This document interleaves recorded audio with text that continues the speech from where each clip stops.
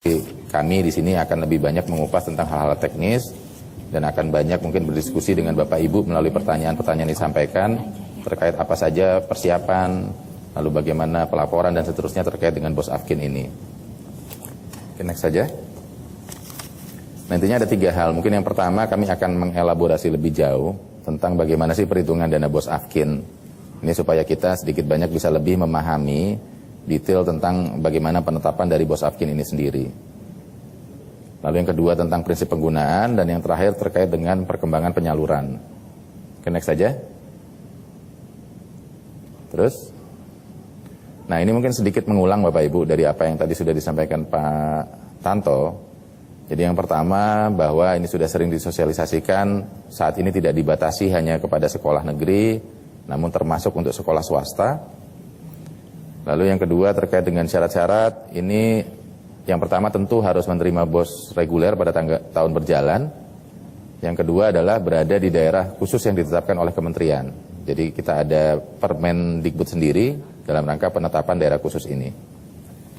Lalu terkait dengan kriteria prioritas, tadi sudah dijelaskan garis besarnya. Coba di next saja. Nah ini gambarannya Bapak Ibu. Jadi tadi sudah disampaikan bahwa yang pertama adalah masalah jumlah siswa miskin. Nah, bagaimana menghitung jumlah siswa miskin? Itu kami menggunakan proporsi siswa yang tidak menerima KIP terhadap total siswa. Jadi siswa PIP inilah yang menjadi ukuran siswa miskin.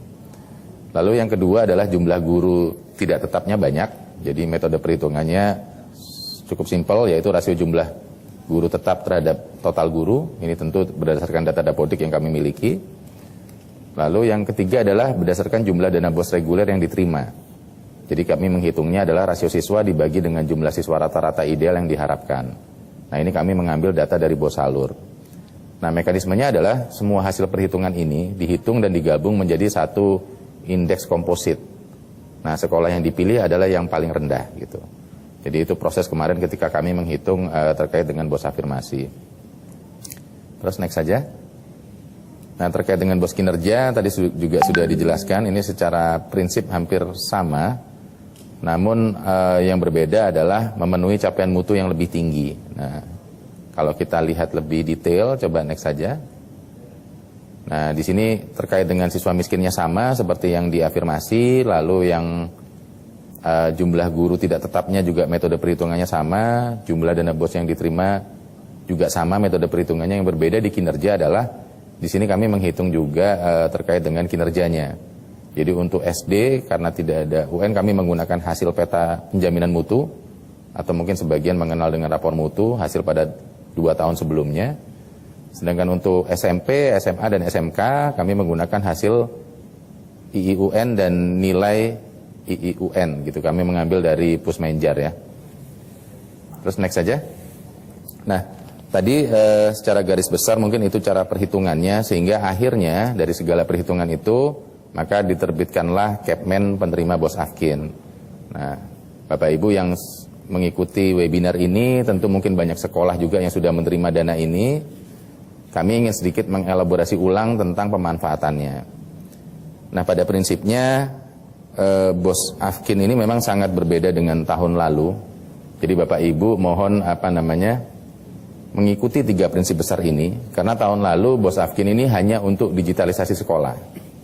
Nah, untuk tahun 2019 itu lebih fokus ke digitalisasi sekolah. Saat itu diarahkan untuk membeli tab, membeli server, dan seterusnya.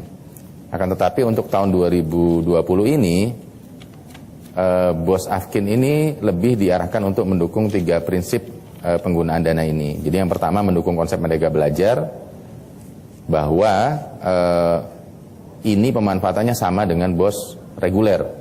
Jadi sekolah bisa memilih prioritas yang memang dibutuhkan oleh masing-masing sekolahnya dalam rangka pemanfaatan dana ini. Lalu yang kedua bersifat tidak kaku dan mengikat. Jadi kita tidak menentukan sama seperti bos reguler, tidak harus 3, tidak harus 5, tidak harus 10%, tidak harus 20%. Kembali lagi sesuai dengan kebutuhan masing-masing sekolah.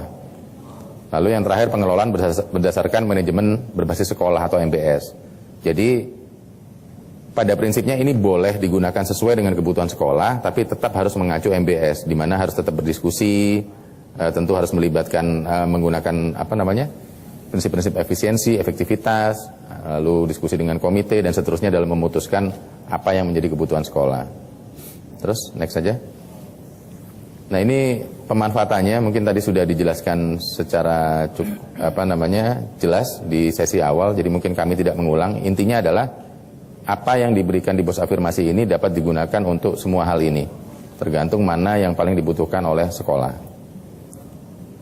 Nah, ini sedikit tambahan Bapak Ibu, jadi terkait dengan alokasi COVID-19 ya.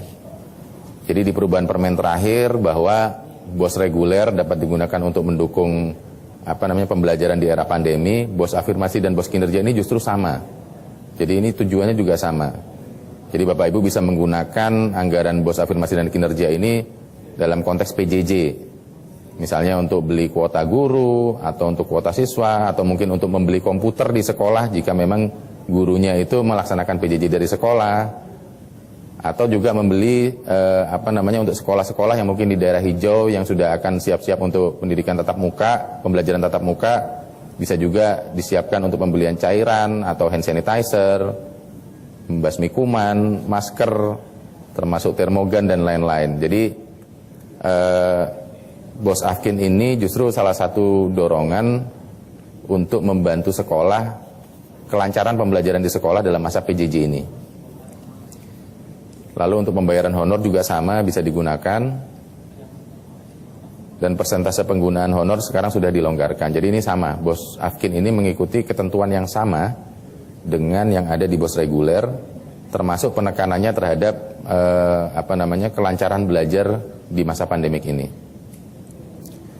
Nah, itu ada tulisan di bawah Bapak Ibu bahwa dana BOS afirmasi dan dana BOS kinerja digunakan untuk membiayai operasional sekolah sesuai dengan komponen penggunaan dana BOS reguler, termasuk ketentuan penggunaan di masa kedaruratan COVID. Jadi semua prinsip-prinsip atau perubahan-perubahan terakhir di BOS reguler terkait pemanfaatan, terkait fleksibilitas, itu berlaku hal yang sama dengan BOS afirmasi dan BOS kinerja.